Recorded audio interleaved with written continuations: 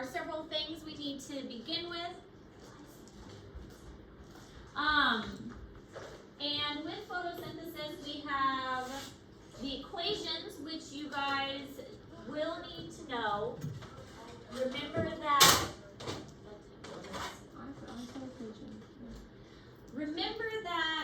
the equations are on the board for you to review, and they will stay on the board until the day of the test when they will go away.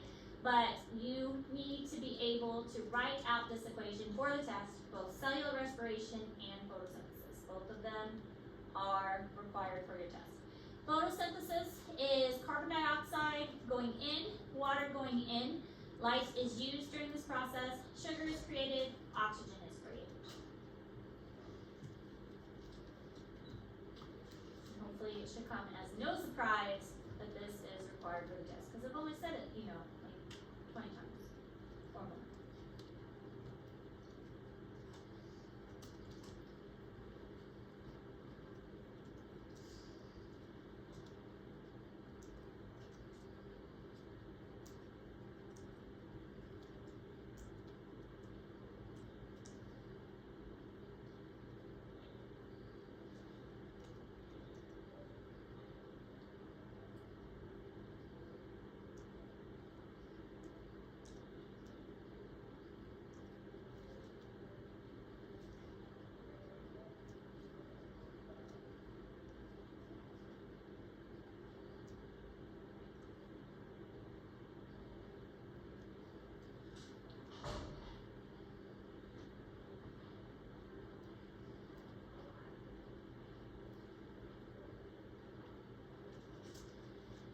Now, thinking back to 3rd grade, or elementary school, you learned about producers and consumers. Hopefully you still know what producers and consumers are, but now we're taking it up a notch and adding a new name to them: autotrophs and heterotrophs.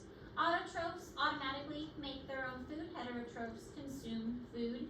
And the autotrophs, they make their energy and make their food using sunlight as the main source.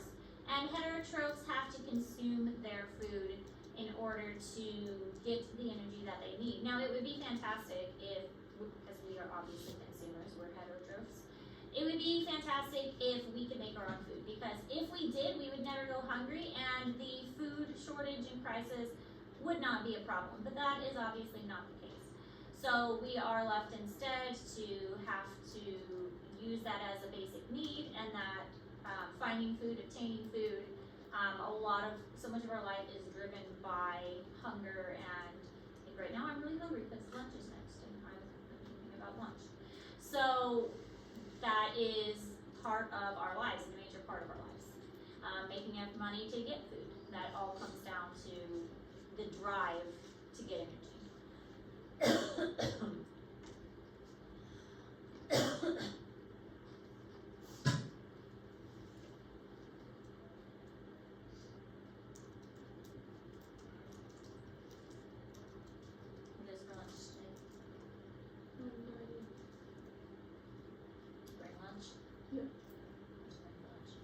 Pizza.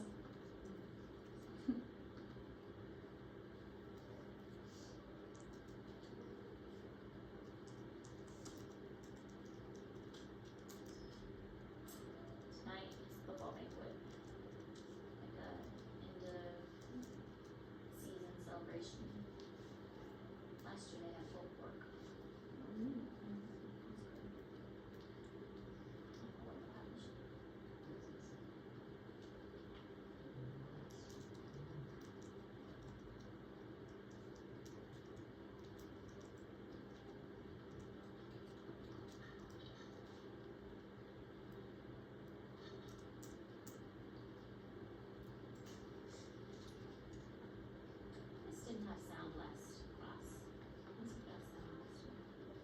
Across the world, plants and animals need each other to live.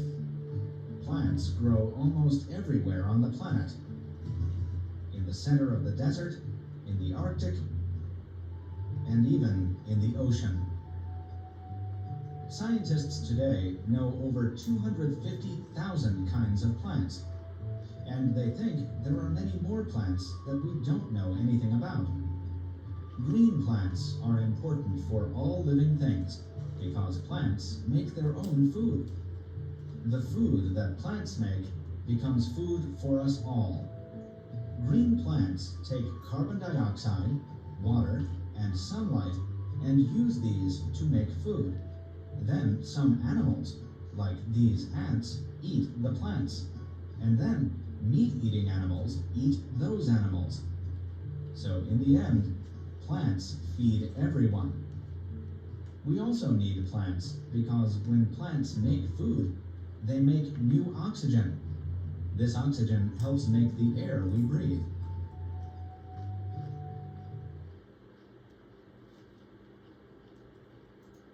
Very peaceful background music. Very soothing. Alright, so very basic food chain. Sunlight makes plants grow and leave it. Plants take up water and the roots. Okay, now the photosynthesis is actually divided into two stages. The first stage is called the light dependent reaction. So this depends on light. The first stage requires light in order to work, and it takes light energy and changes it from light energy into chemical energy. And that's really an important step because we cannot use light. Light is not helpful to us. I mean, well, to see obviously, but not as an energy source. We need chemical energy. And so we are not able ourselves to get that light and use it as a source for us, but we need it as a source to, we need chemical energy to be broken down for ATP use. But photosynthesis can do that. Photosynthesis can take the light energy that is not useful and turn it into a chemical energy that is useful. And that is what the first step, the light-dependent reaction, does. It also takes in water, which according to the equation is a necessary component of photosynthesis, and it splits the water apart. So this is called photolysis, is when it splits it apart. And H2O is obviously water. The hydrogen is staying in the chloroplast. So this is all taking place in the chloroplast. The hydrogen stays from the water, and the oxygen is released. So on the product side, the right side of the photosynthesis equation, oxygen is released. We all know that plants give us oxygen. And that is where the oxygen comes from. It comes from splitting apart water. So when the water is split apart, we get that oxygen from the water molecules, and the hydrogen is kind of stuck in the chloroplast. This will make a lot more sense because even though we're summarizing it right now, we're going to break it down step by step and talk about all the little details and it's all going to make much more sense. So right now, we're just doing a quick and fast summary, and then we're going to go over it in detail step by step. So if there's a light-dependent reaction, there's also going to be a light-independent reaction. The second stage of photosynthesis is the synthesizing part. Synthesize means to create. So this is the creation of sugars. And the first step, we are making energy.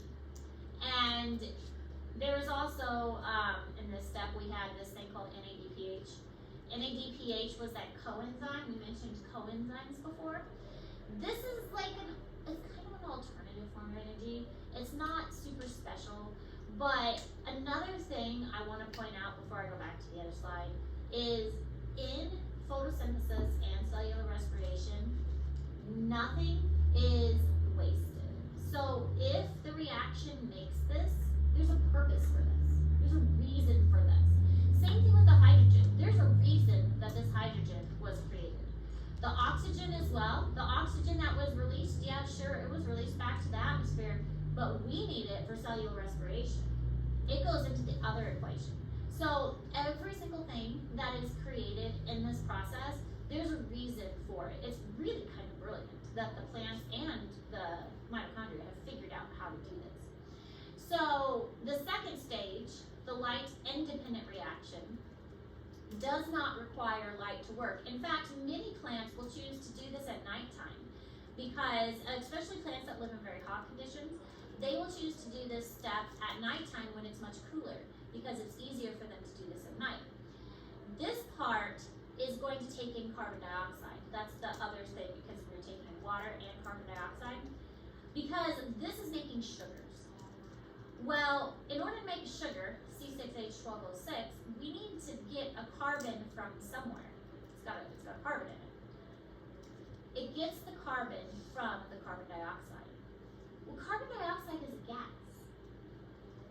It takes a gas and turns it into a solid. Sugar is a solid.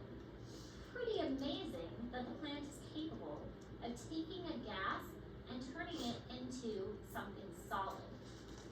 It does this by using some ATP that was created in the first step, and also using that NADPH. It turns the NADPH into NADP, takes the hydrogen off the end, and it actually kind of recycles it and puts it back into the first step.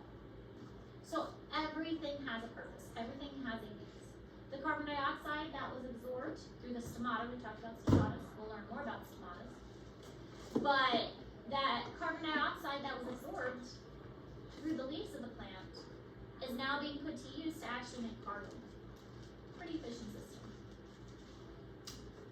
So the first step makes energy, and it depends on light, the light-dependent reaction.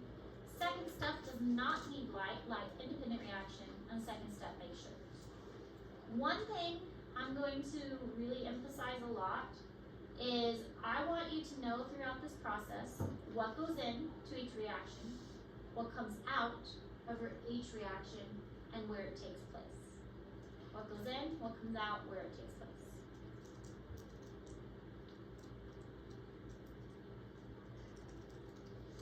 So this slide that's in Google Classroom is actually a great summary of that. Here's our light-dependent reaction. What goes in, what comes out, and it also describes where it takes place. Here's the light-independent reaction, what goes in and what comes out.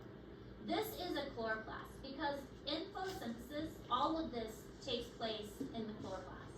And we are going to learn the parts of the chloroplast in a moment as well. So within the chloroplast, some of it's going to take place across the membrane, which is why we learn so much about osmosis and diffusion, because both come into play with a membrane. So we have our membranes, and then we have the second step that takes place in the, it's kind of like cytoplasm inside the chloroplast, but it's called a stroma. But it's like a fluidy, liquidy, jelly kind of stuff. So some of it takes place in the fluidy stroma, and some of it takes place across the membrane. But what goes in, what comes out, where it takes place is what I'm really looking for. And this summarizes it very simply. Alright, so the chloroplast itself, this is where photosynthesis occurs. You have something called a thylakoid membrane. The thylakoid membrane, the thylakoid looks like a pancake. It's a flattened kind of circular disc within the chloroplast, and there's a lot of them.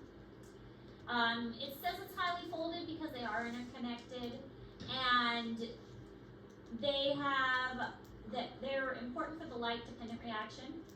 And the stroma is around the thylakoids. So it fills up the inner space of the chloroplast.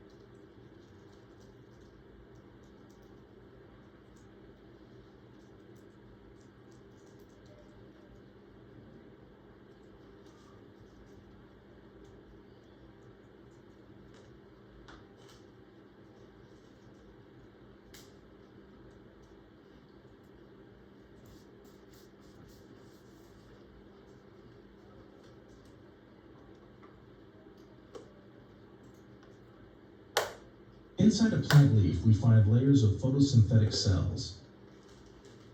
These cells contain many chloroplasts. These are the organelles of photosynthesis in plants and many protists. A chloroplast has 3 membranes. 2 outer membranes enclose an enzyme-rich semifluid interior called the stroma. This is where sugars are built. A 3rd membrane, the thylakoid membrane, forms a series of interconnected, flattened sacs that run through the stroma. Embedded in the thylakoid membrane are light-harvesting complexes, photosystems, electron transfer chains, and ATP synthases. Together, these membrane components capture light energy and use it to synthesize ATP and NADPH. So this looks a little confusing right now, and that's okay, because we will describe all of this a little bit later on. But this whole thing is a thylakoid, and there's a lot of these. And most of the light-dependent reaction, the first step, is going to take place across this membrane. And then the second step, the light-independent reaction, is going to take place outside in the stroma.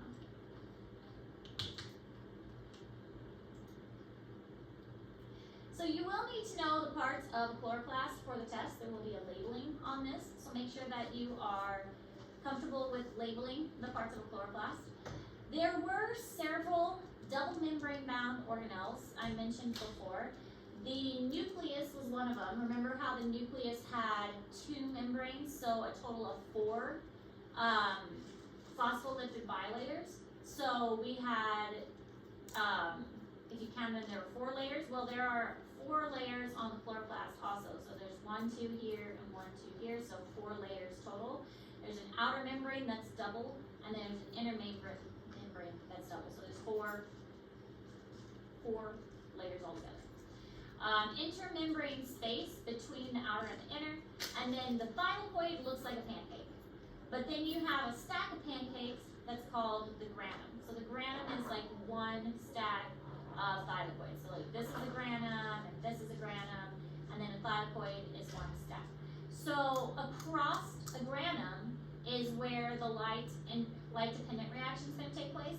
And then all of this space in the center is your stroma, and that is where the light-independent reaction is going to take place. So when we were figuring out this whole process and how photosynthesis worked, Theodore Engelmann did some experiments with photosynthesis that were absolutely brilliant. How he came up with this, I'm not sure. They were kind of simple, but at the same time, even within the simpleness of it, it was brilliant. I mean, especially in the year 1882 when he did it, I mean, it was phenomenal. So what he did is he took a piece of algae that was green, so it goes through photosynthesis, and he was trying to find out exactly what colors of the spectrum. So we all know, like, when you see a rainbow, it's like rose viv. Have you guys heard of that? Yeah, it's like red, orange, yellow, blue, green, indigo, violet. He wanted to know which of those colors actually photosynthesize the best. Is it the reds? Is it the yellows? Is it the blues? Is it the violets? What actually photosynthesizes the best? So to do that, he took a piece of algae and stretched it across the slide and put a little bit of water on it, because algae likes water. And then he took bacteria, and the bacteria needed oxygen to survive. So his idea was, okay, well, the bacteria need oxygen, so they are going to go to the part of the plant that is producing oxygen, because photosynthesis produces oxygen. So they're going to go surround the plant that's producing oxygen. Makes sense. But then he took it a step further, and he took a prism, and a prism breaks light apart. And he split the light over the algae, so that, like, purple light shined on one part of the algae, and red light shined on another part, and orange light shined on another part. So each part of the algae was receiving a certain color of light. The prism spread across it, and it was each receiving only a certain color of light. Then he left it alone for a while and watched as the bacteria moved. Where was the bacteria going to go? Was it going to go to the yellow light? Was it going to go to the algae that was covered in blue light. Where was the algae or the bacteria going to go? Because his idea was that, well, if the algae was really photosynthesizing, it's going to go to the place that produces the most oxygen, and maybe one color produces better oxygen than another. And that's exactly what he found. He found that when you split the light spectrum, that photosynthesis works better under red light and under violets and blue lights. It actually does not work very good for green light. So this actually makes sense when you think about it. When you see color, like for instance, my red carpet is a very red carpet, okay? But when you're looking at that red carpet, what's actually happening is all of the colors of the spectrum are hitting that carpet. But the reason that you see red is because it is absorbing every single color except red.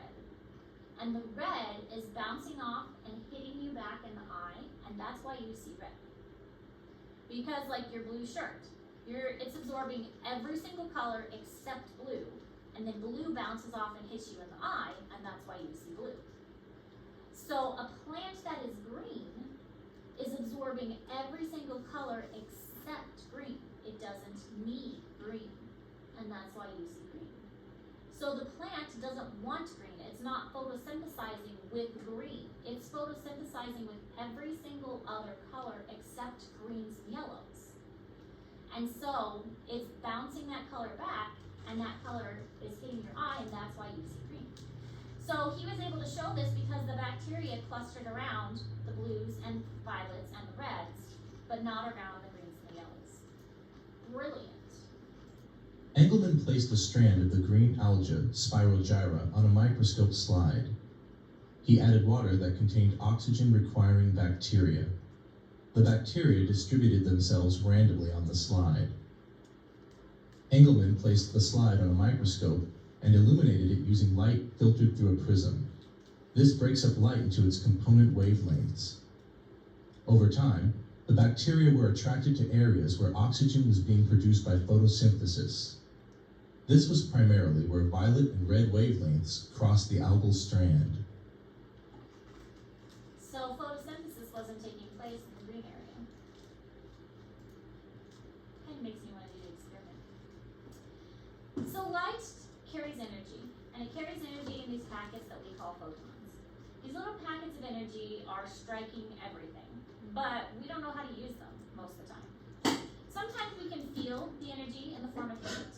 It doesn't do as much good, but we can feel it when the sun strikes us and we feel that heat. But the plant knows what to do with it. And it collects these photons, these little packets of energy, and uses it for photosynthesis. Most of the time, the shorter the wavelength, the higher the energy. So shorter wavelengths do carry higher energy that can be used. Now, as far as the light spectrum, we see a tiny, tiny part of it. So small. It is this tiny part of the spectrum that is visible to us. Our vision is not that depressing. I mean, yeah, we can see color, that's great, but even the colors that we see are restricted to, just white visible light. There are so many animals out there that can see so much better than us. And there are so many things in light that we cannot see, like X-rays and gamma rays and radio waves and so many other things that are not visible to us on the light scale.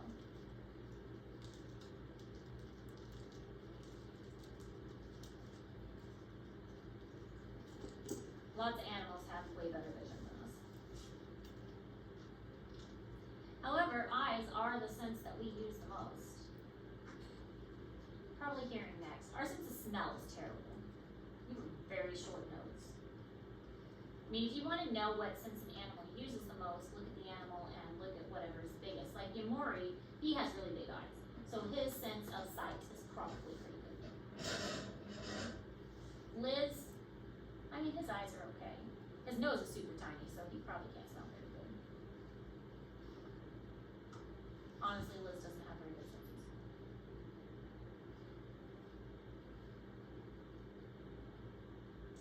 So visible light is the main form of energy that drives photosynthesis.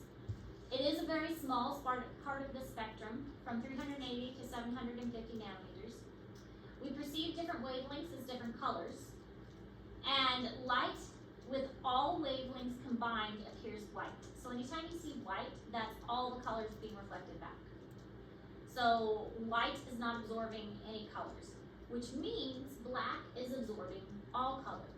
This makes a lot of sense because if you wear a black t-shirt on a hot day, it warms up because all the colors are being absorbed. So it does make a lot of sense to think that. Black t-shirts warm up because all the colors are being absorbed into it. You can separate the light by a prism. It breaks up the white light so you can see all of the different colors.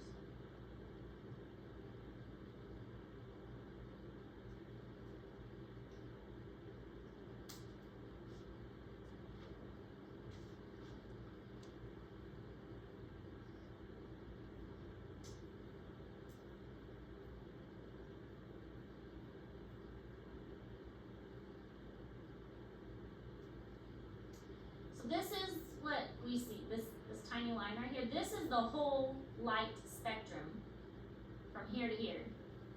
This is what we see, this itty bitty line. That's all we got. But this is what's available. So there's like gamma rays and X-rays and radio waves and microwaves and all of that is in here. But that's all we can see. Is that little tiny bit. So as far as pigment goes, chlorophyll A is the most common one. It's also chlorophyll B. And it absorbs violet, red, and orange light, but it reflects green because it doesn't need the green pigment. It doesn't need the green coloration. It captures the other wavelengths and puts the other wavelengths to work to absorb that energy.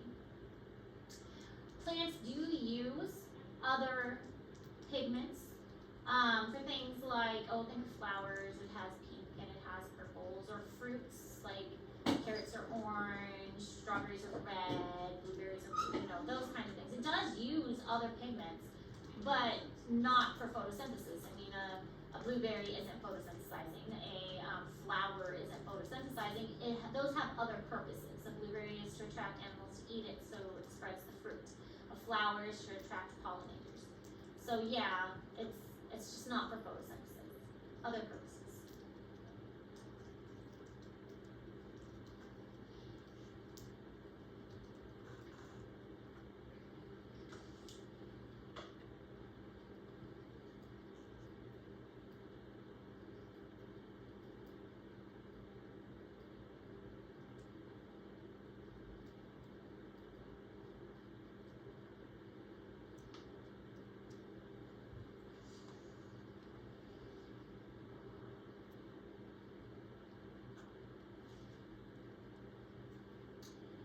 Green plants appear green due to the abundance of chlorophyll A, but this breaks down during autumn, revealing the accessory pigments.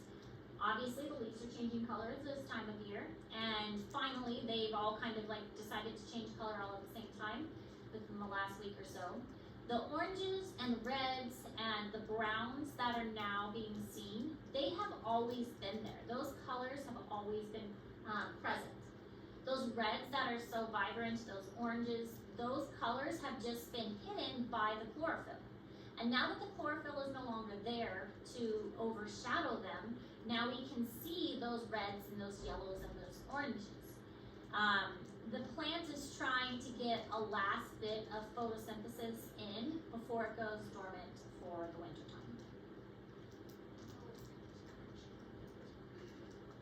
So now we can see those accessory pigments a little bit better.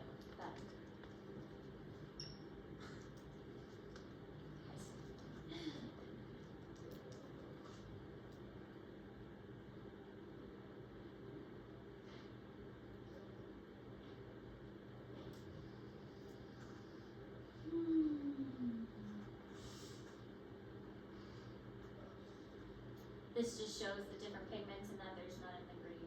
He doesn't like the green coloration, but likes specifically the blues and the purples, and the reds, but no green. All right, we're done. Okay, new assignment is is a comparison, but it's also a drawing assignment. You are going to draw the photosynthesis and cellular respiration process.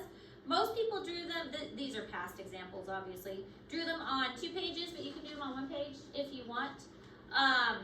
There are details in Google Classroom of things you have to specifically include, like the equation for photosynthesis and cellular respiration. So this one's cellular respiration, and they included it on there. This is called an electron transport chain, so you have to include that on there as well.